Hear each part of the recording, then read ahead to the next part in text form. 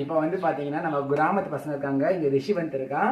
இங்கே வந்து பார்த்தீங்கன்னா விக்னேஷ், என் பேரை கொண்ட இன்னொரு பையன் தான். இவன் வந்து குட்டி விக்னேஷ், ஜூனியர் விக்னேஷ்.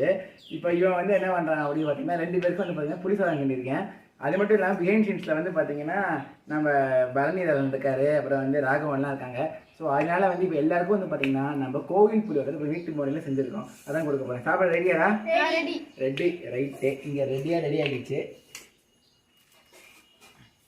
இப்போ வந்து பார்த்தீங்கன்னா புளி சாதம், அது தொட்டுக்கிறதுக்கு வந்து பார்த்தீங்கன்னா மிக்சர் வச்சுருக்கோம். நம்ம கோவில் மிக்சரு. வேறு எதை எடுத்துக்கிறேன்? சரி, ஓகே, ரைட்டு, என்ஜாய். சாப்பிட்டு சொல்லு, மிக்சர் தூளி எடுத்து சாப்பிட்டு பார்த்து சொல்லு.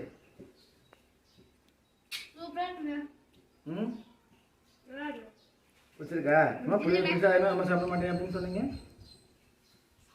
சொல்லிப்போம் அவ்வளோதானே. சரி, ஓகே. ஸோ பசங்கள்லாம் வந்து ரொம்ப ஜாலியாக இருக்காங்க, ரொம்ப ஹாப்பியாக இருக்குது. ரைட்ரா, ஒரு ஃபோட்டோ பாருங்க. அப்படியே பாய்.